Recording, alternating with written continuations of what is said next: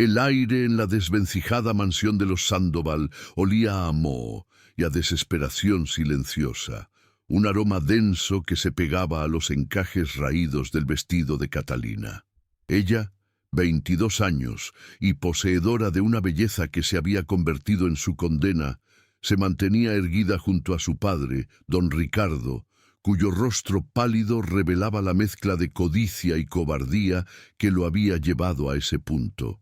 La luz de la tarde entraba por los ventanales polvorientos, iluminando las motas de polvo que danzaban como espectros de su difunta madre, la única persona que la había amado sin reservas. Su corazón latía un ritmo errático contra su costillar, un tamborileo sordo que solo ella parecía escuchar en medio del silencio expectante. Este no era un encuentro social, era el epílogo de su libertad, una transacción cuyo precio no se pagaba con oro, sino con su vida entera.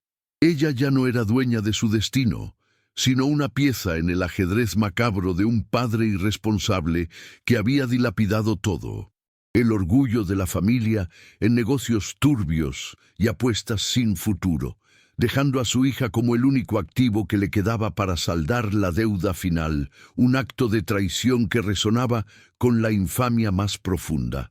El crujido de las botas sobre el mármol resquebrajado anunció la entrada de la figura que se había convertido en leyenda, y ahora en su verdugo, Duque Alejandro de la Vega.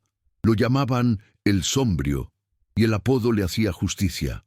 Su capa de paño oscuro, rica y pesada, parecía absorber la luz a su alrededor, y sus facciones angulosas y severas estaban coronadas por un cabello del color de la noche sin luna. Su mirada, de un gris helado, no se posó en Catalina de inmediato, sino que analizó fríamente los documentos que su lacayo portaba, una señal clara de que este era un acuerdo de negocios desprovisto de toda cortesía romántica. Había una cicatriz tenue cerca de su mandíbula, un recordatorio visible de un pasado violento o doloroso que solo añadía a su aura de misterio inescrutable. Catalina sintió un escalofrío que no era solo por el frío de la sala, sino por la opresión de su presencia, la conciencia de que su vida estaba a punto de ser entregada a la voluntad de un hombre cuya alma parecía estar tan congelada como su expresión, un hombre que no buscaba el amor, sino la conveniencia. Don Ricardo, con la voz temblándole por la mezcla de alivio y vergüenza, rompió el tenso silencio. «Vuestra Excelencia, aquí está mi hija, Catalina. Ella está lista para cumplir con los términos del acuerdo». La palabra «cumplir» resonó en los oídos de Catalina como el sonido de una celda cerrándose, y la náusea del deshonor casi la hizo flaquear. El duque, finalmente, levantó la vista y sus ojos se encontraron. No había lujuria, ni siquiera curiosidad simple, solo un escrutinio distante, como quien evalúa una costosa obra de arte que debe ser transportada con cuidado, pero sin afecto. En ese instante, Catalina entendió que para él, ella era solo el dote, una transacción dolorosa pero necesaria, el precio de un contrato que le daría acceso a las tierras o a la paz que su alma atormentada anhelaba, y ese entendimiento fue, paradójicamente, una pequeña liberación. Ella se negó a bajar la mirada, manteniendo la dignidad como su última armadura en ese leilón de su existencia, enfrentando el destino con la frente en alto. El duque Alejandro, con un gesto imperioso, hizo que su asistente le entregara a don Ricardo un pesado cofre de cuero. El sonido metálico de las monedas de oro, al ser depositado en la mesa, fue el colofón de la venta, el clavo final en el ataúd de la vida que Catalina había conocido. «El acuerdo está cerrado. Las deudas están saldadas», declaró Alejandro. Su voz grave como el resonar de un gong en la noche, sin emoción, pero con una autoridad innegable que no permitía réplica. «La duquesa de la Vega viajará conmigo esta noche. Preparen sus efectos». Catalina sintió que una oleada de calor se apoderaba de ella, una mezcla de ira hirviente hacia su padre y una aceptación pétrea de la realidad. Había un simbolismo cruel en ese intercambio, la honra de un hombre comprada con el futuro de una mujer. Justo antes de que su padre se abalanzara sobre el cofre con una avidez repugnante, Catalina lo detuvo con una mirada de desprecio tan intensa que le hizo retroceder, una mirada que le decía que el precio pagado nunca valdría la pérdida de su hija, un silencio elocuente que prometía un recuerdo amargo. El viaje a la hacienda de la Vega fue un sepulcro rodante. Catalina se sentó en el carruaje, envuelta en el silencio, con el anochecer andaluz pintando sombras largas y amenazantes en el paisaje que se deslizaba. El duque cabalgaba a su lado, en lugar de compartir el compartimento, lo cual ella agradeció, prefiriendo la soledad al tenso ambiente de su compañía, aunque esto solo acentuaba el carácter puramente transaccional de su unión. El anillo de compromiso, un pesado rubí de un rojo profundo como la sangre, pesaba en su dedo anular, no como un símbolo de amor, sino como una cadena. Mientras el carruaje se adentraba en los dominios del duque, la atmósfera se volvía más austera, y las colinas se transformaban en montañas escarpadas, cubiertas por una vegetación densa y oscura, reflejando el aislamiento que él cultivaba. Era un mundo de fronteras definidas y jerarquías estrictas, un lugar donde el orgullo de la Casa de la Vega se cernía sobre todo como una niebla, y la joven comprendió que había intercambiado una jaula pequeña por una vasta y opulenta prisión de oro y piedra. La hacienda de la Vega se alzaba ante ella, no como un hogar, sino como una fortaleza de piedra negra, imponente y sombría, con torres que se elevaban desafiantes hacia el cielo estrellado. La antorcha en el portón principal proyectaba una luz amarillenta y vacilante, revelando una arquitectura severa que parecía rechazar cualquier atisbo de alegría o color, acentuando la sensación de opresión y reclusión. Jesús, bienvenida de la servidumbre, fue formal y respetuosa, pero distante, una serie de reverencias mecánicas que solo subrayaron su condición de forastera, de intrusa en un castillo de misterios y dolores antiguos. Una anciana ama de llaves, de rostro curtido y ojos inquisitivos, la guió por pasillos interminables y fríos, donde cada retrato de los antepasados del duque parecía juzgarla con silenciosa desaprobación. El silencio en la hacienda era tan denso que parecía absorber el sonido de sus propios pasos, creando una atmósfera de claustrofobia emocional que la envolvía por completo. El duque Alejandro, sin perder un instante en formalidades innecesarias, la condujo directamente a la biblioteca.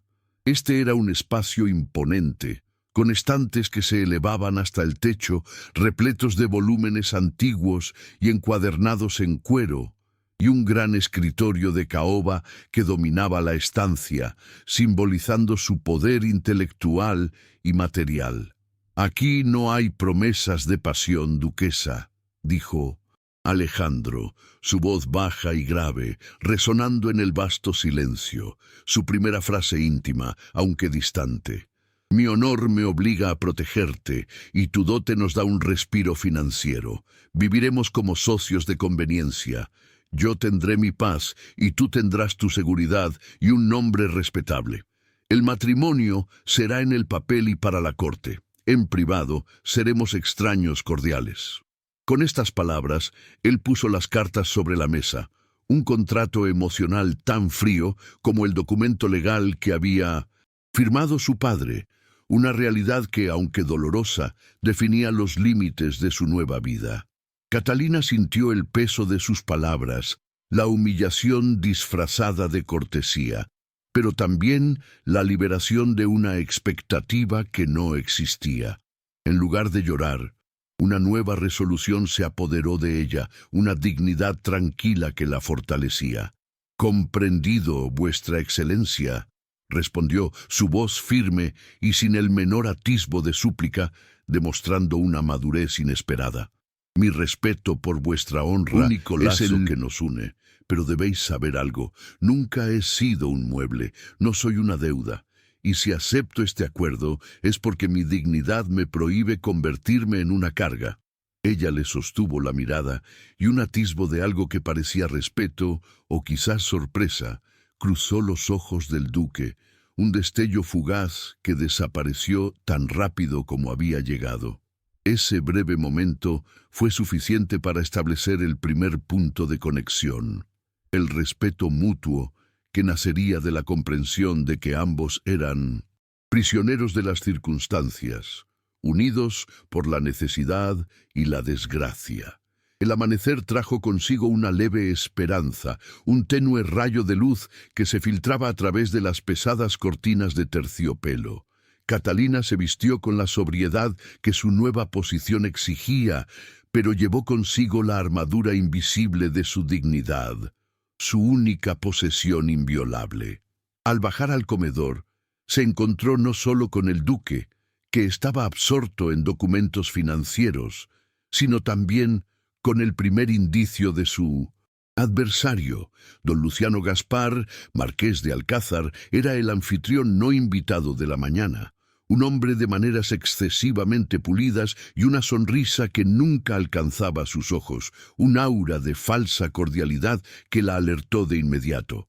Él era el rostro de la amenaza, el hombre que no solo codiciaba la fortuna del duque, sino que también disfrutaba del poder de la humillación ajena, el verdadero arquitecto de la deuda que había destruido su vida.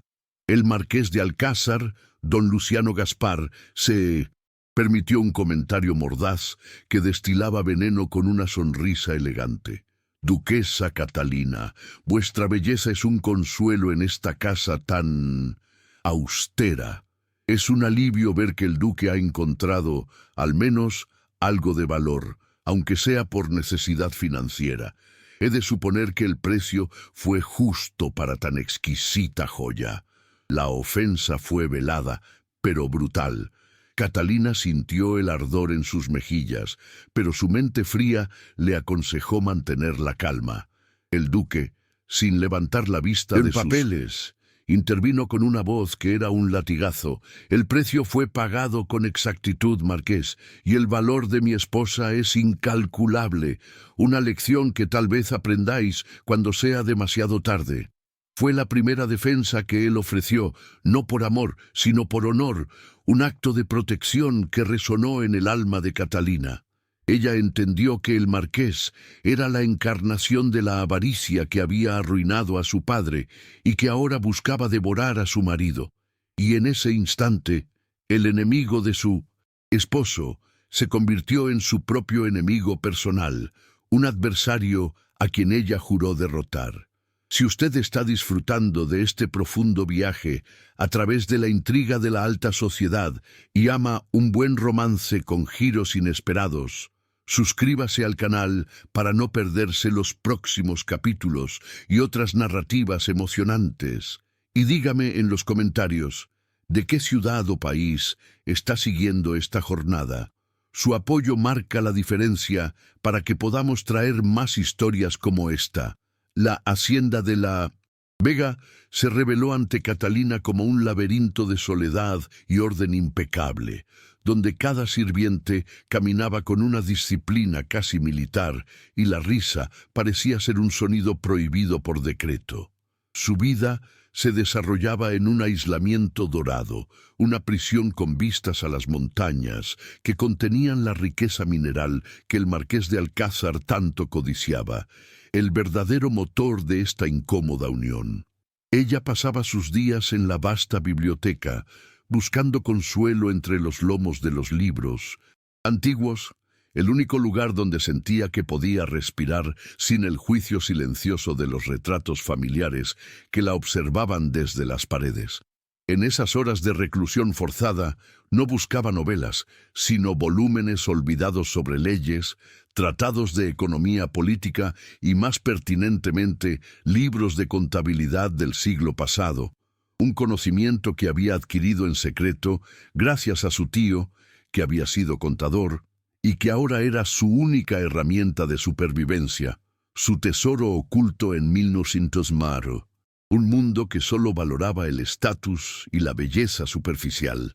El duque Alejandro mantenía su distancia con una cortesía tan gélida que era casi palpable, una barrera de hielo que Catalina no se atrevía a cruzar, pero que también le ofrecía una extraña forma de seguridad emocional, la certeza de que su relación estaba definida por límites claros y no por la peligrosa inestabilidad de la pasión.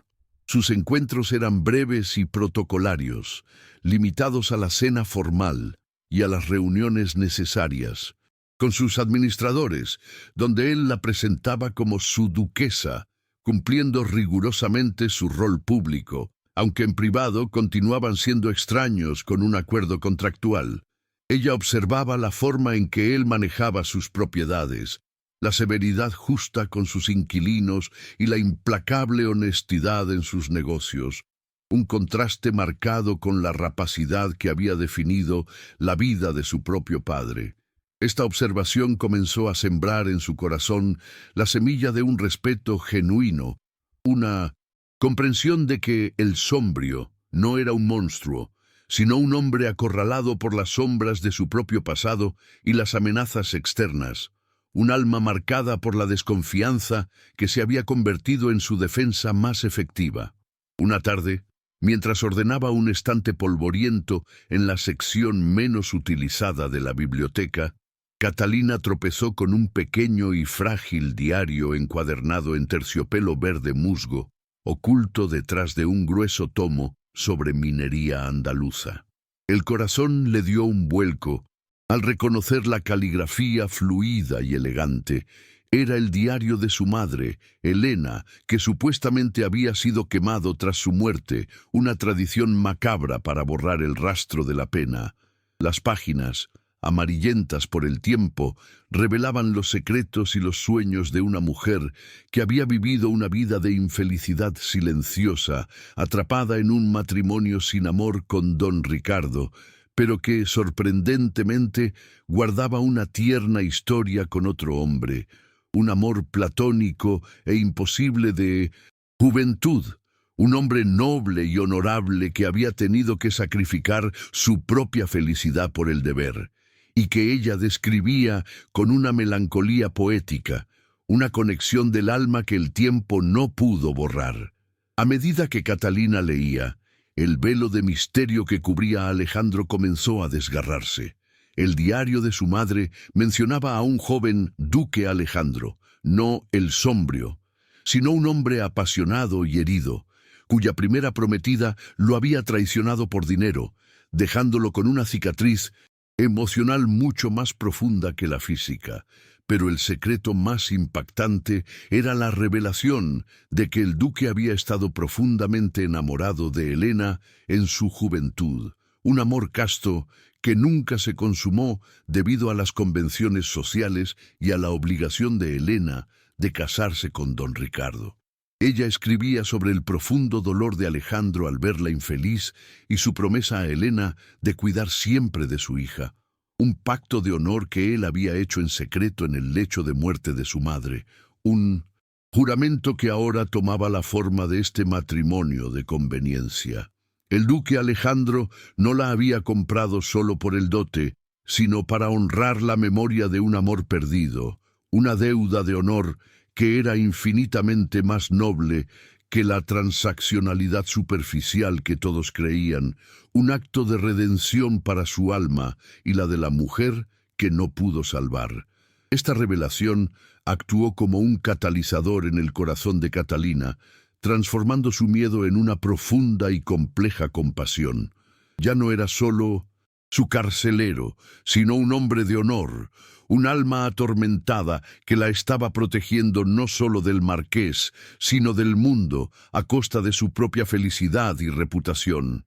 Entendió que su frialdad era una armadura, un escudo contra el dolor que la vida le había infligido. Esta nueva comprensión cambió radicalmente la dinámica en la hacienda. Ahora, en lugar de evitarlo, ella buscaba sus ojos durante la cena, intentando penetrar su máscara de indiferencia, y su corazón se abría a una forma de afecto que no era la pasión, sino la alianza, la comprensión de dos almas heridas unidas por un destino que compartían sin haberlo elegido, una base más sólida y duradera que el fuego fugaz del deseo. Mientras tanto, el marqués don Luciano Gaspar intensificaba su asedio. Sus cartas a la hacienda se hicieron más frecuentes y su tono más arrogante, siempre disfrazado de preocupación amistosa por las finanzas del duque. Utilizaba sus contactos en el Consejo Real para manipular los precios de los metales, extraídos de las minas de La Vega, buscando asfixiar financieramente a Alejandro, un ataque silencioso y legal que era más peligroso que un duelo a espada. Catalina, recordando las conversaciones de su tío, comenzó a revisar secretamente los libros de cuentas que el duque dejaba en su estudio, usando su memoria fotográfica para asimilar los complejos patrones de ingresos y egresos, buscando la grieta en la armadura financiera de su enemigo. Ella detectó inconsistencias sutiles, movimientos inusuales de capital que se correspondían exactamente con las fechas de las manipulaciones del marqués en la capital, una prueba silenciosa de la perfidia que nadie más parecía ver. El duque notó el cambio en su esposa. El silencio obediente había sido reemplazado por una mirada inquisitiva y una quietud pensativa. Una noche, él la encontró en la biblioteca, no leyendo, sino absorta en un viejo atlas cartográfico que detallaba la distribución de las vetas de plata en sus tierras. ¿Estudiando geografía, duquesa?, preguntó, su voz resonando en la inmensidad de la sala. Catalina, sin inmutarse, levantó la vista. Estudiando la fuente de vuestra riqueza, vuestra excelencia, y el objeto de la codicia del marqués, si he de ser la duquesa de esta casa, debo comprender lo que juré proteger. Su respuesta, honesta y directa, desarmó su habitual reserva, y por primera vez, el duque se permitió una pequeña sonrisa, una expresión fugaz que atenuó la severidad de sus facciones, revelando un atisbo del hombre que su madre había amado. Esta nueva dinámica de respeto tácito llevó a una colaboración inesperada. Alejandro, sintiendo el cerco financiero, comenzó a compartir con ella algunos informes sin importancia, probando su intelecto.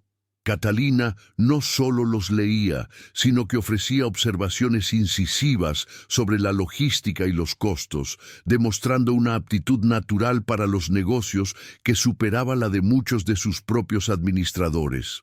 Él se sorprendía por la precisión con la que ella identificaba los puntos débiles en sus cadenas de suministro y las áreas donde el marqués podría estar ejerciendo presión oculta. Este trabajo conjunto, aunque puramente intelectual, creó una intimidad de mente, un lazo forjado en la estrategia y la confianza mutua, un tipo de conexión más profunda que la simple atracción física. Ellos pasaban horas en el estudio, codo a codo, con la única luz de un candelabro, sus almas conectándose a través del lenguaje frío y exacto de los números y leyes que, irónicamente, se convirtió en el lenguaje de su naciente afecto y respeto incondicional. La corte de la capital, ajena a esta creciente alianza, solo veía el matrimonio del duque como una unión de conveniencia, un negocio transaccional sin corazón, y el marqués, con su veneno social, se encargó de propagar la burla sutil. Los rumores volaban. Que Catalina era una mujer sin dote, solo una cara bonita comprada para dar un heredero, una simple adición superficial a la grandeza de la casa de La Vega. El duque ignoraba esto con desprecio, pero Catalina se sentía herida por la injusticia de la sociedad que la despojaba de su dignidad. La opresión social, el peso de la clase y la jerarquía se hicieron palpables, recordándole que no importaba su inteligencia o su honra. En ese mundo, el estatus de su padre la perseguiría como una sombra, un estigma que solo el tiempo o un acto de valentía monumental podría borrar de la memoria colectiva de la alta sociedad. El marqués de Alcázar, don Luciano, decidió que era hora de actuar abiertamente, pasando de la manipulación financiera silenciosa a la humillación social pública, con la crueldad que solo la ambición desmedida puede inspirar. Organizó un gran baile de máscaras en su palacio, un evento social de altísimo perfil, con la única intención de atraer a los duques de la Vega a un entorno donde él pudiera exponer su supuesta debilidad. La invitación llegó a la hacienda, escrita con letras de oro y un tono de falsa camaradería, que Catalina reconoció de inmediato como una trampa, un anzuelo elegantemente diseñado para su destrucción y la de su marido. El duque, aunque receloso, entendió que rechazar la invitación sería interpretado como debilidad, una admisión de que la Casa de la Vega temía el juicio de la corte, un acto de cobardía que él nunca permitiría. Catalina se preparó para el baile con una mezcla de pavor y resolución, sabiendo que esa noche no sería de placer, sino de guerra social, donde la única arma que poseía era su dignidad y su inteligencia aguda. El duque, al verla vestida, con el rubí de compromiso brillando en su cuello, sintió una punzada de protección intensa, una necesidad visceral de salvaguardar a esta mujer que había entrado en su vida como una pieza de ajedrez y se había convertido en su inesperada aliada. Por primera vez, él le ofreció su brazo no como un protocolo, sino con una firmeza que transmitía un mensaje de apoyo y unidad. «Mantened la frente alta, duquesa. Sois la dueña de la Casa de la Vega. Y si alguien osa faltaros al respeto, me enfrentará a mí», susurró Alejandro con una voz de acero, un juramento de protección que era más dulce para Catalina que cualquier declaración de amor apasionado, porque era una promesa de lealtad incondicional, basada en el honor, el único valor real que ella había buscado en el mundo. La carroza de los duques de la Vega avanzó lentamente por las calles iluminadas de la capital, un símbolo de su posición y su riqueza. Pero para Catalina, el viaje se sentía como una marcha fúnebre hacia un juicio inevitable. La atmósfera fuera de la hacienda era opresiva, cargada con la expectación social de ver a la nueva duquesa, la joya vendida, y evaluar el grado de su desgracia, un circo de la alta sociedad donde la crueldad era la forma de entretenimiento predilecta. Ella recordó el consejo de su tío: «Los números no mienten, Catalina, pero la gente sí». Y con esa máxima en su mente, ella se preparó para enfrentar al marqués, con la fuerza, sino con la lógica, una determinación fría que templaba sus nervios, sabiendo que detrás de cada sonrisa falsificada en ese baile se escondía la avaricia y la traición. El gran salón de baile del marqués Gaspar era un derroche de ostentación, con candelabros de cristal que arrojaban miles de luces brillantes sobre los invitados que bailaban valses con una gracia artificial. El lujo era abrumador, pero Catalina detectó en él una vulgaridad subyacente, un exceso sin gusto que contrastaba con la austera nobleza de la Vega. El marqués, don Luciano, los recibió con una sonrisa triunfante, sus ojos brillando con una malicia apenas contenida, disfrutando de la anticipación de su plan, sabiendo que la trampa estaba a punto de cerrarse sobre su enemigo y su esposa. Este entorno, lleno de oro y terciopelo, era el escenario perfecto para su acto de humillación pública, donde la apariencia lo era todo y la verdad podía ser fácilmente torcida por un rumor malicioso o un documento falsificado, un juego peligroso donde el honor de una mujer podía ser destruido con una sola palabra. El ambiente en el salón de baile era una sinfonía de hipocresía y seda, donde los susurros se propagaban como veneno sutil y las risas eran cuchillos escondidos tras guantes de encaje, una atmósfera que Catalina navegaba con una dignidad forzada, sintiendo el peso de las miradas de curiosidad y juicio que la examinaban desde todos los rincones del opulento salón del marqués. La música, un vals melancólico y grandioso, parecía ser la banda sonora de su propia inminente desgracia, y cada paso que daba junto al duque Alejandro se sentía como un avance hacia el cadalso. Ella observaba la forma en que el marqués, don Luciano, se movía por la multitud, sembrando sonrisas y estrechando manos, actuando como el perfecto anfitrión, mientras sus ojos, fríos y calculadores, seguían cada movimiento de los duques, esperando el momento exacto para asestar su golpe, como un depredador que acecha a su presa con paciencia metódica. Catalina sintió la tensión crecer cuando el marqués, con una teatralidad calculada para atraer la máxima atención, se acercó a ellos, portando un sobre de cuero desgastado que sostenía con una deferencia exagerada, como si contuviera una reliquia sagrada en lugar de la inmundicia que realmente representaba. Detuvo la conversación de un grupo de influyentes miembros del Consejo Real, asegurando que todos fueran testigos de la humillación que estaba a punto de infligir. La orquesta, por un instante cruel, se detuvo, dejando un silencio repentino que hizo que hasta los murmullos cesaran, un vacío audible que magnificó la gravedad del momento. El marqués se inclinó ante Catalina con un falso respeto que le revolvió el estómago. «Duquesa, siento arruinar la velada», comenzó, su voz resonando con un volumen perfectamente modulado.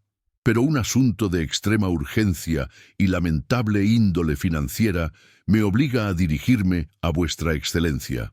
Un pequeño problema con las deudas que vuestro noble padre contrajo antes de vuestro oportuno matrimonio».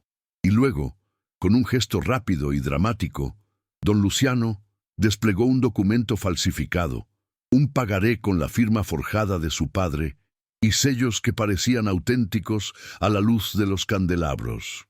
«Al parecer», continuó el marqués, su tono lleno de estudiada compasión, «vuestro padre, don Ricardo, no saldó la totalidad de sus obligaciones. ¡Qué descuido! Queda pendiente una suma astronómica, intereses, por supuesto, que recae legalmente sobre el cónyuge, una deuda que, duquesa, es ahora vuestra y por extensión de la Casa de la Vega, una mancha en vuestro inmaculado honor». La mentira era tan audaz y el documento tan convincente que las reacciones fueron inmediatas. Un coro de jadeos recorrió el salón y los cuchicheos se reanudaron con una intensidad febril, llenos de escarnio y satisfacción maliciosa ante la caída de la altiva duquesa, que todos envidiaban secretamente por su reciente ascenso social. La humillación pública fue un golpe bajo y brutal, un ataque directo a su dignidad que ella sintió hasta en los huesos, sintiéndose de nuevo la mercancía vendida, cuyo precio nunca terminaba de pagarse. Sus ojos se nublaron con una punzada de dolor, no por la deuda, sino por la vergüenza de su origen. Ella sintió la tentación de huir, de hundirse en el suelo y desaparecer de la vista de todos, pero justo cuando su resolución comenzaba a flaquear, levantó la vista y sus ojos se encontraron con los del duque. Alejandro no mostró ira ni vergüenza, ni siquiera sorpresa, solo una furia fría y controlada y un brillo protector que era exclusivamente para ella. Un reconocimiento de su dolor sin la necesidad de palabras, una conexión silenciosa que le transmitió una fuerza inesperada. Él no la veía como la fuente de una nueva deuda, sino como la víctima de una crueldad premeditada. Y en ese instante, el peso del mundo se hizo ligeramente más ligero. El duque, Alejandro, jamás permitirá que se mancille el honor de su casa por la avaricia de una agiota, declaró Alejandro, su voz potente cortando el aire como un rayo, atrayendo toda la atención sobre sí. Su figura era un muro impenetrable frente a Catalina. Sin embargo, antes de que pudiera continuar, ella dio un pequeño paso hacia adelante, tomando una decisión que cambiaría el rumbo de la noche. Este fue el momento de su transformación. Ella no sería más un personaje pasivo. La humillación se convertiría en su catalizador, el fuego que forjaría su resiliencia. El duque la miró con asombro, la expresión por primera vez abiertamente reveladora de su sorpresa, al ver a la mujer que había comprado actuar con la ferocidad de una leona que defiende a su cría. Catalina, con la voz firme y clara, a pesar del temblor interno, se dirigió no al marqués, sino a los miembros del Consejo Real que observaban la escena, con la inteligencia estratégica que había estado oculta bajo su fachada de fragilidad. «Marqués Gaspar», dijo ella, su tono frío y preciso, «vuestra premura en arruinar la reputación de la Casa de la Vega revela vuestra única motivación, la codicia. Mi marido no honrará una deuda que es tan falsa como vuestra sonrisa. Vuestra Excelencia, don Fernando», se dirigió a un miembro clave del Consejo, «solicito formalmente una auditoría de todos los documentos presentados por el marqués en los últimos 6 meses. La falsificación tiene un rastro y yo lo encontraré». Esta demanda, audaz y legalmente fundamentada, silenció a todos, transformando el escándalo social en un reto legal, un duelo de inteligencias que el marqués no había anticipado, pues esperaba lágrimas y súplicas, no un contraataque basado en la lógica y la ley. El marqués don Luciano, sorprendido por la entereza y la inesperada demanda legal de Catalina, se recuperó rápidamente, su rostro contorsionado por una mezcla de rabia y desprecio. ¡Qué insolencia! La duquesa, una mujer recién llegada a la corte, ¿pretende enseñar contabilidad a un hombre de mi experiencia? Su burla resonó, buscando minar la autoridad de Catalina basada en el prejuicio de su género y su origen social. Pero el daño ya estaba hecho. Ella había sembrado la duda, y algunos miembros del consejo, observando la confianza inquebrantable de la duquesa, comenzaron a intercambiar miradas de recelo. Alejandro, tomando su mano con una firmeza que era a la vez posesiva y de profundo apoyo, se dirigió al marqués. «Mi esposa tiene una mente más aguda que la vuestra, Gaspar, y una honra que vos perdisteis hace mucho tiempo. Retirémonos, duquesa. Habéis dicho lo suficiente». Este gesto público de unidad y confianza fue un golpe más efectivo que cualquier amenaza física. Mientras se retiraban del salón, bajo la atenta mirada de la corte, Catalina sintió una descarga de adrenalina mezclada con una profunda sensación de logro. Había enfrentado a su enemigo en su propio terreno, y no había flaqueado. En el carruaje de 1900, vuelta a la hacienda, la atmósfera era diferente. La tensión protocolaria había sido reemplazada por una electricidad palpable, un respeto mutuo, elevado a un nuevo nivel de complicidad. El duque rompió el silencio, su voz baja y cargada de una emoción apenas contenida. «No teníais por qué enfrentarlo, Catalina. Mi honor es mi carga». Ella giró hacia él, la luz de las linternas iluminando su rostro decidido. «Vuestra Excelencia, sois un hombre de honor, pero sois demasiado previsible. Él esperaba vuestra espada o vuestro dinero. Nunca esperó mi mente». Y luego, con una resolución que la hizo temblar, ella le ofreció un pacto. «No seré una deuda para vuestra Excelencia, sino su mayor aliada. Decidme cómo funciona vuestro enemigo y yo lo derribaré. Necesito acceso a vuestros libros de contabilidad antiguos. Si hay fraude en los suyos, hay un rastro en los vuestros». La revelación de la inteligencia de Catalina y su plan de contraataque financiero golpeó al duque con la fuerza de una verdad inesperada. Él la había comprado para proteger un juramento. Ahora ella se ofrecía a salvar su fortuna y su legado. El duque la miró a los ojos, el hielo de su alma comenzando a resquebrajarse bajo el calor de su coraje, el peso de su enfermedad El problema cardíaco que lo estaba consumiendo lentamente y que él había ocultado celosamente se hizo más palpable en ese momento. La certeza de que no podía luchar solo contra el poder corruptor del marqués. Una vulnerabilidad que ahora lo obligaba a confiar. Su rostro se ensombreció, no por desconfianza hacia ella, sino por la dolorosa comprensión de su propia debilidad. «La casa de la Vega está bajo asedio, Catalina», confesó Alejandro, su voz casi un susurro ronco, por primera vez revelando una grieta en su armadura. «El marqués no solo quiere mis tierras, quiere las minas de plata, el corazón de mi fortuna, y mi salud no es la que era. Yo necesito una mente que vea lo que yo ya no puedo ver, con la distancia emocional necesaria. La única cosa que me queda es mi honra, y la he puesto en vuestras manos». La admisión de su enfermedad y su debilidad fue un acto de intimidad mucho más profundo que cualquier caricia. Él le dio acceso total a sus archivos, incluso a aquellos que guardaba celosamente, dándole la llave de su castillo financiero y emocional, un acto de confianza incondicional que ella aceptó con la gravedad de un juramento sagrado, sintiendo el peso de la responsabilidad sobre sus hombros. El estudio se convirtió en su cuartel general, un espacio compartido de estrategia y conexión silenciosa. Pasaron las noches inmersos en legajos y balances, ella utilizando su memoria fotográfica para cruzar los datos de las minas con los contratos de suministro del puerto, buscando el eslabón perdido que conectaba al marqués con un esquema de precios manipulados.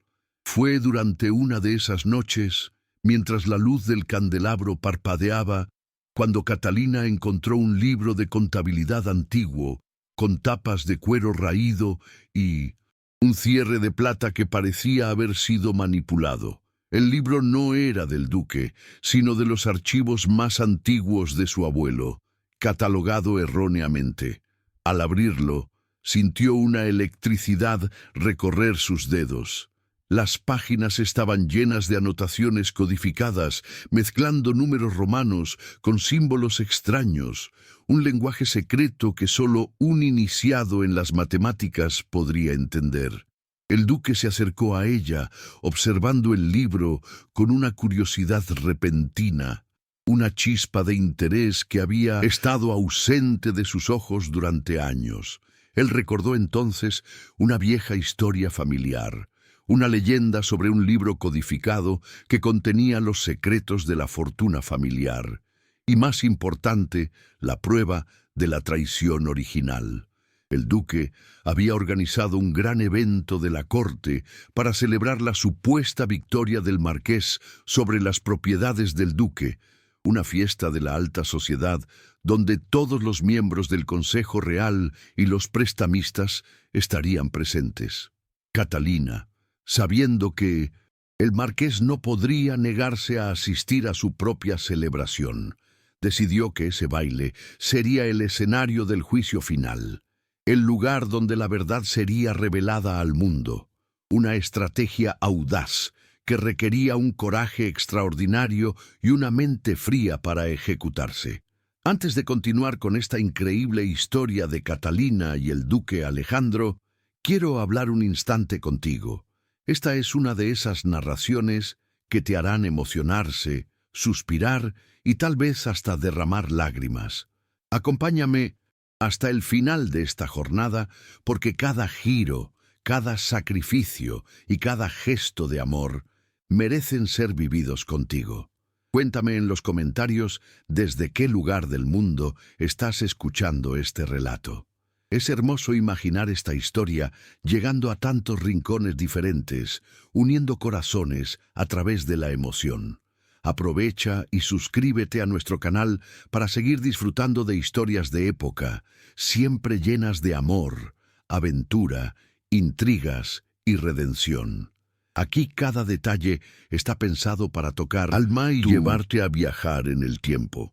Quiero agradecerte de corazón por toda la atención y el cariño que has dedicado a cada capítulo. Es por ustedes que todo esto tiene sentido, y con ustedes quiero seguir compartiendo muchas otras jornadas emocionantes. La situación se precipitó con una crueldad que pareció orquestada por el destino. El estrés del asedio del marqués, sumado a la tensión de trabajar día y noche, cobró su precio en el duque Alejandro. Una mañana, mientras revisaban los antiguos planos de las minas, el duque sufrió un colapso repentino. Cayó al suelo, pálido y sin aliento, con un dolor agudo que le desgarró el pecho, un recordatorio físico e irrefutable de que la enfermedad cardíaca que había mantenido oculta por tanto tiempo no era solo una debilidad, sino una sentencia inminente. El pánico se apoderó de Catalina, pero su entrenamiento mental, forjado en la adversidad y la lógica, tomó el control.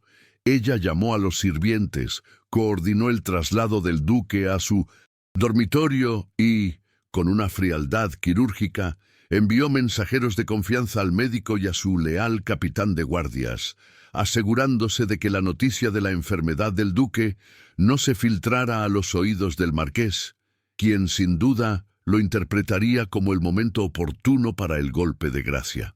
El diagnóstico del médico fue sombrío. El duque necesitaba reposo absoluto, y la posibilidad de recuperación era incierta, dependiendo de su fuerza de voluntad y de la ausencia de estrés.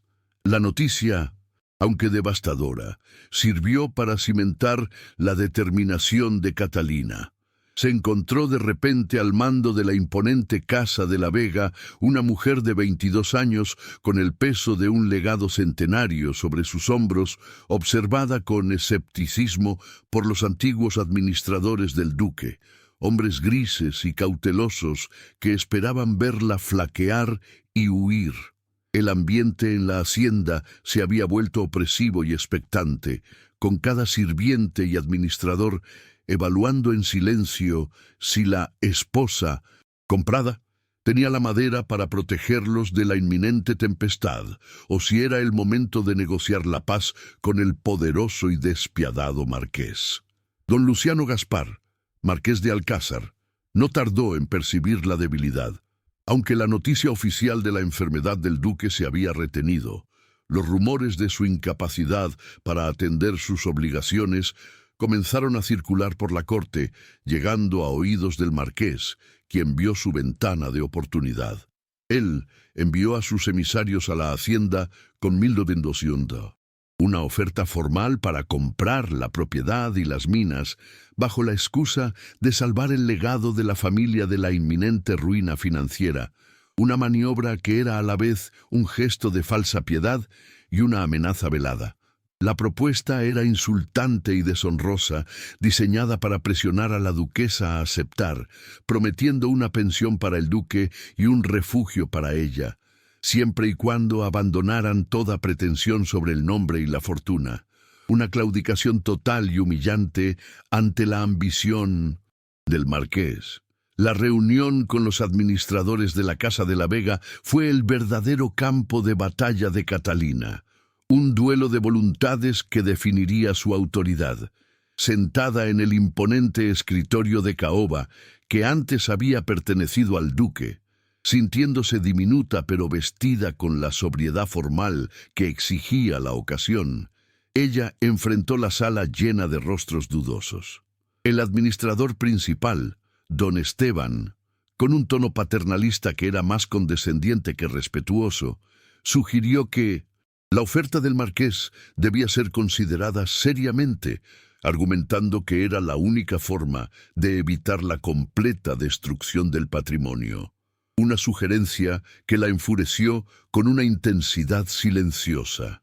Ella percibió la rendición en sus palabras, la falta de fe en la justicia y la debilidad de espíritu que Alejandro detestaba y que ahora amenazaba con destruir todo por lo que él había luchado.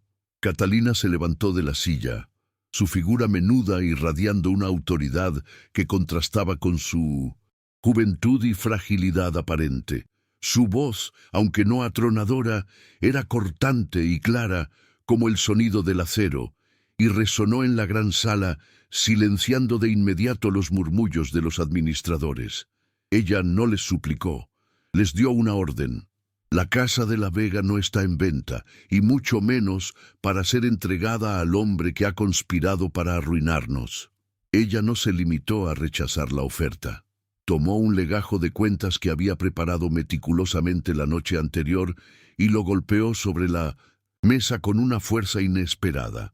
La fortuna de esta casa no está en declive, sino bajo un ataque de fraude que el duque y yo hemos descubierto. Durante las últimas semanas, continuó Catalina, sus ojos clavados en los de don Esteban, he auditado los libros de la casa. He encontrado un patrón de sobrecostos en el transporte de la plata de las minas. El marqués Gaspar está utilizando una compañía de envío fantasma con intereses usureros para succionar nuestros beneficios. Y la prueba, caballeros, está aquí. Ella deslizó una copia del balance real que contrastaba con el falso reporte del marqués. El duque no está enfermo por debilidad, está exhausto por la lucha contra la traición, y yo he venido a reemplazarlo en esta batalla. Su conocimiento detallado de las finanzas y la lógica irrefutable de los números desarmaron la incredulidad de los administradores, transformando el escepticismo en respeto y, en algunos casos, en temor ante su repentina y poderosa autoridad. Luego, Catalina pronunció la frase que selló su papel de líder. «Soy la duquesa de la Vega, y Doranfote, la gestión de nuestra fortuna es mi responsabilidad. La oferta del marqués es rechazada. Su intento de tomar la mina por orden judicial se encontrará con una apelación basada en pruebas irrefutables de su manipulación de los precios. Quien se oponga a mi plan se opone a toda mi casa y será relevado de sus funciones de inmediato». El desafío era directo y sin rodeos. Los administradores, aturdidos por la audacia de la joven, se miraron unos a otros. Don Esteban, el más antiguo, se inclinó no ante su estatus, sino ante su inteligencia y su coraje, aceptando su liderazgo. En ese momento, Catalina dejó de ser la joya vendida y se convirtió en la protectora de la Casa de la Vega, una líder nacida de la necesidad y forjada en el fuego de la humillación. El duque, postrado en cama, con un aspecto frágil que contrastaba dolorosamente con su habitual fuerza, fue informado de la actuación de 1900. Catalina, en lugar de sentir humillación por el hecho de que su esposa tuviera que tomar las riendas, sintió una oleada de orgullo y alivio. Ella no solo lo estaba protegiendo, sino que estaba probando su propia valía, demostrando que su unión era una asociación de iguales, donde la fuerza de su cuerpo y nombre se complementaba con la agudeza de su mente y su corazón. Catalina se sentó a su lado, sosteniendo su mano, sintiendo la debilidad del hombre que había sido un muro para ella.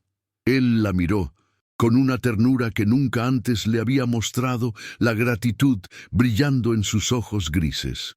«Sois más fuerte que yo, duquesa», susurró Alejandro, su voz áspera por la debilidad. Ella negó con la cabeza, sus ojos llenos de lágrimas contenidas. «No, vuestra excelencia, simplemente estoy sana. Vos me disteis un nombre para luchar. Yo os daré la justicia para sanar».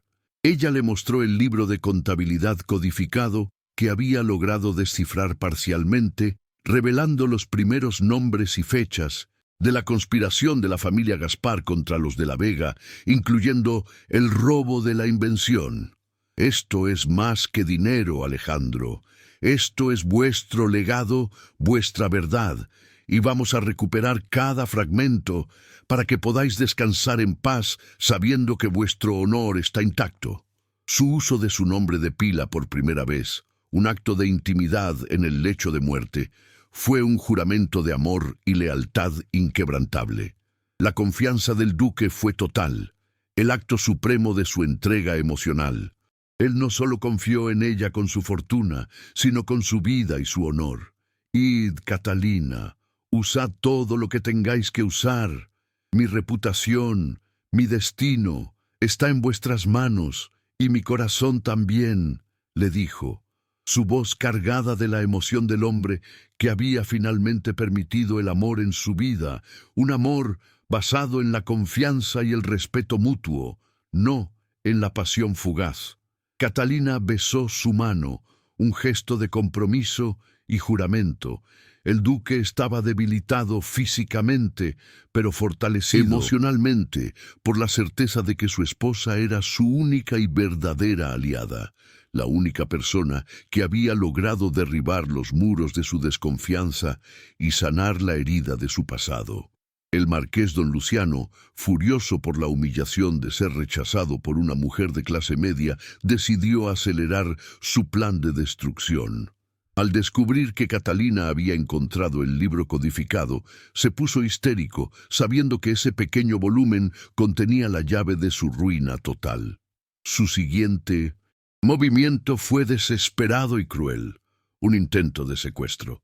Él envió a sus hombres para interceptar a Catalina en el camino de regreso de una reunión crucial con los abogados del duque en la capital, no para hacerle daño, sino para recuperar el libro a cualquier precio, una escalada de la violencia que transformaba la guerra de estrategia en una amenaza física real e inminente, un momento de peligro que pondría a prueba no solo la inteligencia de Catalina, sino también su coraje físico.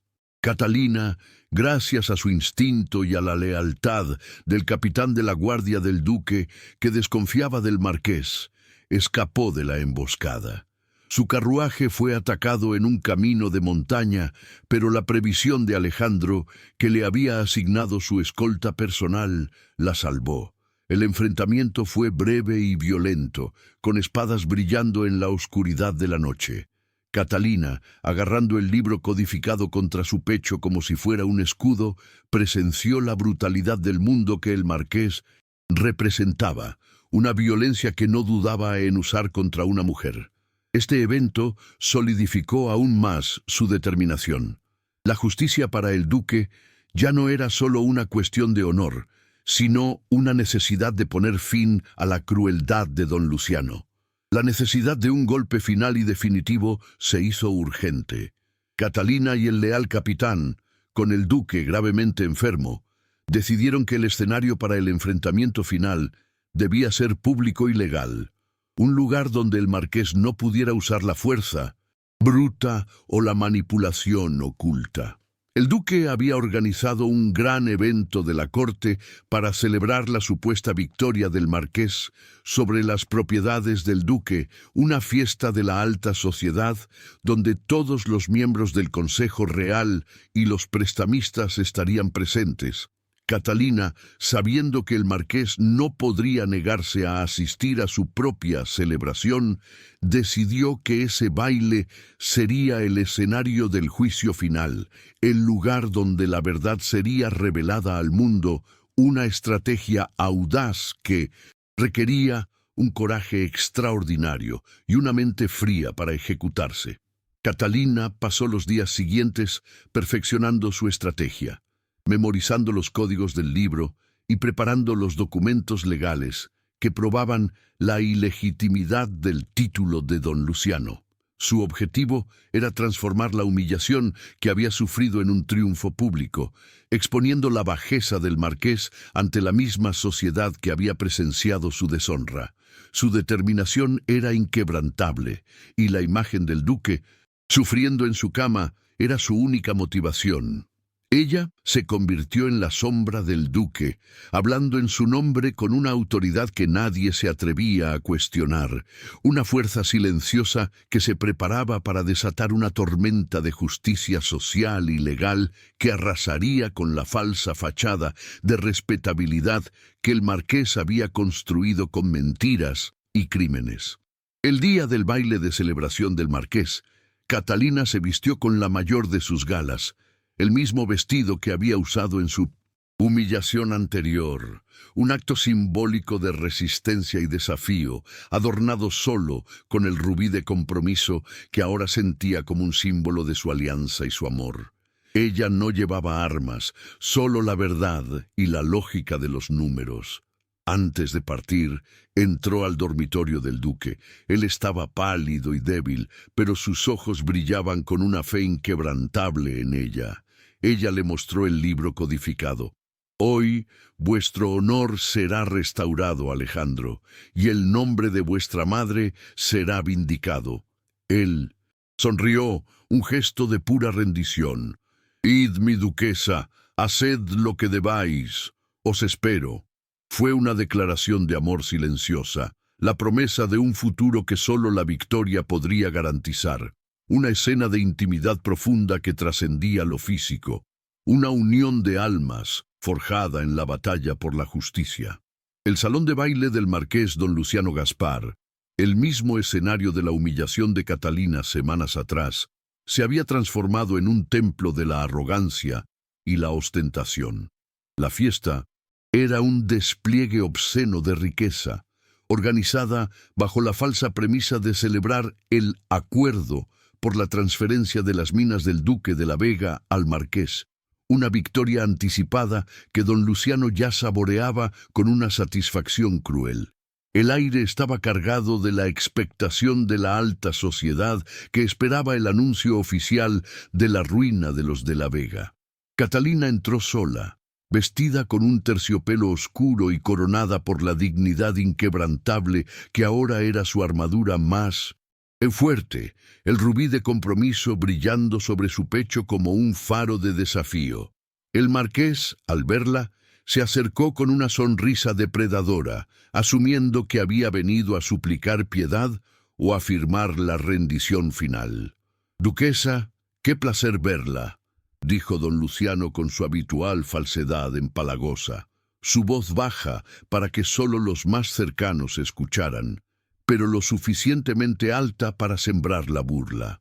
Pensé que a estas alturas estaría preparando su exilio. Vuestra resistencia es aunque admirable. Fútil. Venís a firmar la venta, supongo. Mi oferta sigue en pie, aunque con una pequeña reducción, claro, dado el estado de vuestra reputación. El marqués ignoró por completo la posibilidad de que ella viniera a luchar, cegado por su propia arrogancia y el prejuicio de verla como una simple mujer sin poder real. Catalina no respondió a la provocación, manteniendo su mirada firme y fría. Su silencio era una declaración más poderosa que cualquier palabra. Su mente estaba concentrada en su misión, el libro codificado, el instrumento de su justicia, escondido discretamente en un compartimento secreto de su cartera de mano, esperando el momento exacto para ser revelado. El momento crucial llegó cuando el marqués, subiendo a una pequeña plataforma, levantó su copa para pronunciar un discurso triunfal ante la audiencia expectante, incluyendo a los miembros clave del Consejo Real. El duque, gravemente enfermo, no estaba presente, lo cual era la prueba definitiva para la corte de su incapacidad y, por lo tanto, la validación de la victoria de don Luciano. «Amigos y socios», comenzó el marqués, con la voz resonando de vanidad, «celebremos la prosperidad que la casa de Alcázar traerá a estas tierras. La debilidad del duque de la Vega ha abierto el camino a una nueva era de riqueza». En ese instante, justo antes de que él bebiera, Catalina actuó, avanzando con una determinación glacial, interrumpiendo el brindis con una voz que era tranquila, pero que penetró el silencio con la fuerza de una verdad innegable. «Vuestra excelencia, marqués, es una pena interrumpir vuestro brindis», declaró Catalina, deteniéndose justo en el centro del salón, atrayendo todas las miradas con su repentina y audaz aparición. «Pero no vinimos a celebrar una victoria, sino a presenciar vuestra ruina, y la mía es la última palabra, no la vuestra». La conmoción en la sala fue palpable, un murmullo colectivo que se extinguió en el silencio tenso. El marqués se quedó paralizado, su sonrisa desvaneciéndose en una expresión de furia incontrolable. «Retírese, duquesa, habéis perdido la razón», gritó, pero ya era demasiado tarde. Catalina tenía la atención de todos, especialmente la de los consejeros, que la miraban con una mezcla de horror y fascinación ante su inaudita audacia de desafiar a un hombre tan poderoso en su propio santuario de celebración. Catalina sacó de su cartera el libro codificado, un volumen antiguo y desgastado que contrastaba con el esplendor superficial del salón. «Vengo en nombre de mi esposo, el duque Alejandro de la Vega, y en nombre de la justicia», proclamó, levantando el libro para que todos lo vieran, un gesto que convertía el objeto en un símbolo de verdad y venganza. «Este no es un libro de cuentas cualquiera, Marqués. Es el diario de vuestro difunto padre, codificado, que revela el verdadero origen de vuestra fortuna y vuestro título. No lo ganasteis por derecho, lo robasteis». La acusación, lanzada con la precisión de un dardo, envenenado, resonó con una fuerza abrumadora. El marqués palideció, su fachada de compostura se resquebrajó, revelando el miedo puro que se escondía detrás de su arrogancia, la certeza de que su secreto más oscuro había sido expuesto a la luz pública.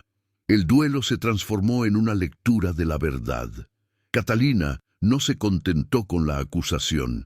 Ella procedió a descifrar, en voz alta y clara, secciones clave del código del libro, revelando las transacciones fraudulentas que vinculaban al padre de Mingestup, don Luciano, con el robo de la invención de minería de la familia de la Vega y cómo el dinero robado había sido utilizado para comprar el título de marqués que él ahora ostentaba.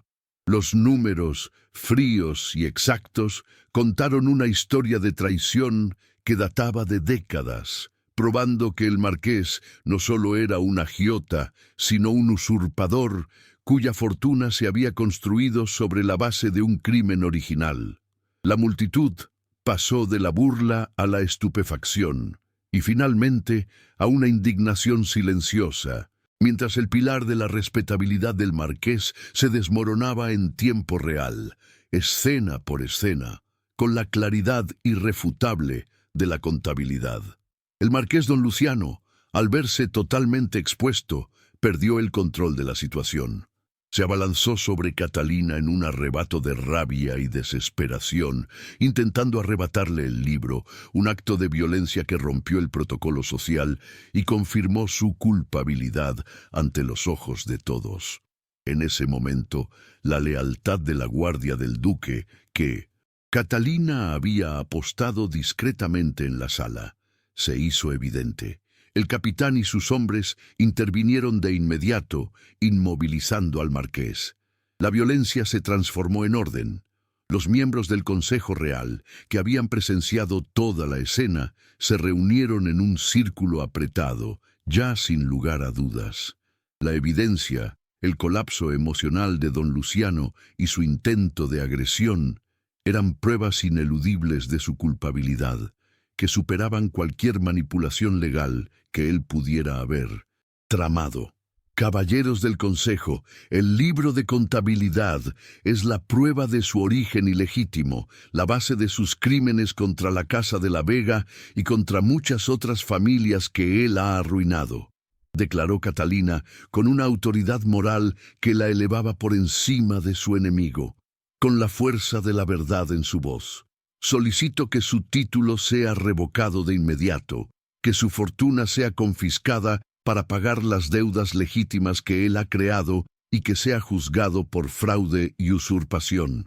La caída del marqués fue total y pública, un acto de justicia social que resonó con la nobleza que se había perdido en la alta sociedad. Don Luciano fue llevado bajo custodia, forcejeando y gritando juramentos ininteligibles, perdiendo no solo su fortuna y su título, sino también su honor, el único valor que él creía poseer. La multitud, inicialmente silenciosa por el asombro, estalló en un aplauso espontáneo y atronador dirigido a Catalina. Habían presenciado no solo la caída de un villano, sino la reivindicación de la justicia en manos de una mujer que había sido despreciada por su clase social. Catalina, En ese momento de triunfo, no sintió vanidad, sino una profunda y agotadora satisfacción, la certeza de que había cumplido su juramento con el duque y con su propia dignidad. El anhelado silencio que siguió al encarcelamiento del marqués fue la verdadera victoria, un silencio que simbolizaba el fin de la amenaza y el restablecimiento del orden moral en la corte, un acto de redención que la elevaba al estatus de heroína y protectora. El regreso de Catalina a la hacienda de la Vega, después de la victoria en el salón de baile, no fue el de una esposa sumisa, sino el de una triunfadora. La noticia de la caída del marqués Gaspar, humillado y encarcelado, se había extendido como un reguero de pólvora, no solo por la corte, sino entre las comunidades de pequeños agricultores y artesanos que el duque y el marqués habían afectado. La fortuna y el título de don Luciano fueron confiscados por orden del Consejo Real, y el dinero fue destinado a un fondo de compensación para las víctimas del fraude, un acto de justicia ejemplar que restablecía el equilibrio moral en la sociedad. Catalina entró en la hacienda envuelta en una aura de heroísmo tranquilo, y los sirvientes, antes distantes, la saludaron con una reverencia de profundo respeto y admiración, reconociendo en ella a la verdadera protectora de la casa. Catalina se dirigió inmediatamente al dormitorio del duque, su corazón latiendo con una mezcla de agotamiento y la alegría efervescente de la victoria. Alejandro, aún débil y pálido, la esperaba, y la expresión en sus ojos grises, normalmente distantes, era de una calidez y una ternura inconfundibles. Ella le contó los detalles de la confrontación, de cómo el marqués había colapsado bajo el peso de su propia verdad, y cómo el consejo había fallado a favor de la Casa de la Vega, revocando la orden de embargo de las minas. Ella puso el libro codificado sobre su pecho, un símbolo de la justicia y la verdad recuperadas. Hemos ganado, Alejandro. El honor de vuestra casa está limpio y vuestra verdad vindicada.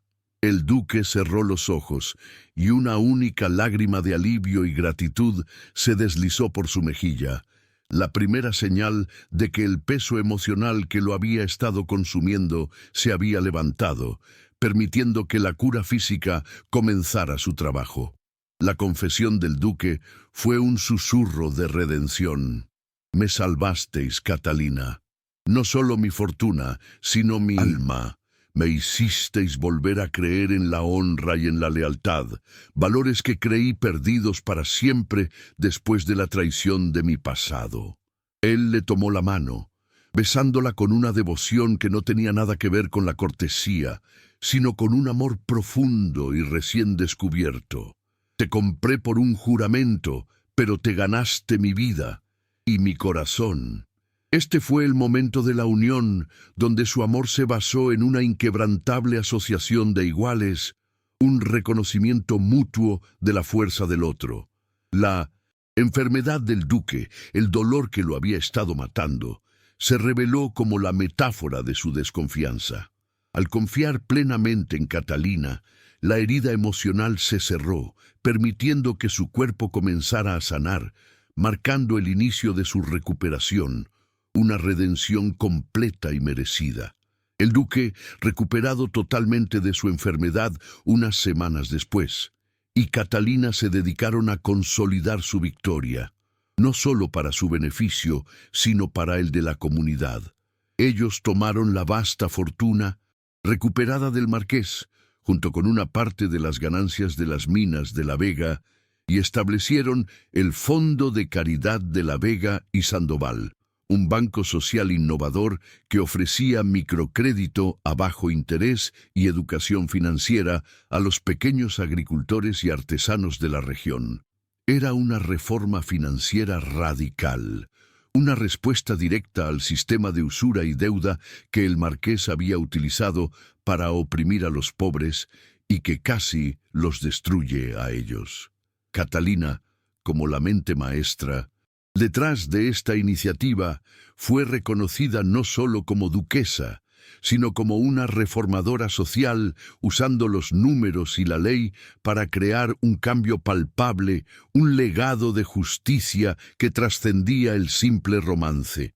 El anhelado final feliz se manifestó en un matrimonio que había comenzado como una transacción fría y había evolucionado hacia una unión inquebrantable, una asociación de amor y propósito. En una escena de intimidad profunda en su dormitorio, con la luz del amanecer bañando la estancia, el duque Alejandro se arrodilló ante Catalina, no por debilidad, sino por respeto. «Mi salvadora, mi duquesa, mi igual», susurró, y esta vez el beso fue largo y apasionado, sellando su amor sin las interrupciones del pasado o las amenazas del marqués. Él le confió el futuro, pidiéndole que gobernara la Casa de la Vega y el nuevo fondo a su lado, como su socia en todo, y ella aceptó con una sonrisa que disipó todas las sombras que habían cubierto su vida. Ella reveló con una sonrisa que esperaba a su primer hijo, un símbolo de la nueva vida que estaban construyendo juntos, una promesa de futuro y esperanza. El destino final de don Ricardo, el padre de Catalina, fue una paz amarga. El duque, por el amor a Catalina y el recuerdo de su madre, le pagó una pensión modesta, suficiente para vivir con dignidad, pero sin lujos, asegurándose de que nunca pudiera volver a poner en peligro el honor de su hija o su propia vida con sus negocios turbios, una justicia de contención que permitía la paz, sin el perdón total. Catalina entendió que la verdadera redención no venía del cambio de su padre, sino de su propia capacidad para trascender la traición original, encontrando el amor y el valor en el lugar más inesperado, y reescribiendo su propia historia. Su arco de personaje estaba completo, de víctima a líder, de mercancía a arquitecta de la justicia social, una mujer que había encontrado su voz y su poder. La escena final de este capítulo de su vida se desarrolla en las minas de plata, ahora operando bajo las nuevas leyes sociales que Catalina había implementado, garantizando salarios justos y condiciones seguras. Catalina y el duque Alejandro caminan juntos entre los trabajadores, no como amos distantes, sino como líderes que se preocupan por el bienestar de su gente, un testimonio palpable de su nuevo gobierno basado en la justicia y la empatía. Ella se inclina y recoge un trozo de mineral de plata, un fragmento oscuro y pesado, el origen de toda su riqueza y de todo su conflicto. Ella lo pone en la palma de la mano abierta de Alejandro. Él sonríe, comprendiendo el simbolismo. La fuente de su poder ahora está dedicada al bien común. Ellos se miran, un intercambio de promesas silenciosas, el amor incondicional brillando en sus ojos, la certeza de que su unión era la base de un nuevo y más justo futuro para su casa y su comunidad, juntos, gobernando con el corazón y la mente. Si has acompañado la historia de Catalina y del duque Alejandro de la Vega hasta el final, dime cuál fue el momento más emocionante para ti. Escríbelo en los comentarios porque tu voz da sentido a cada capítulo.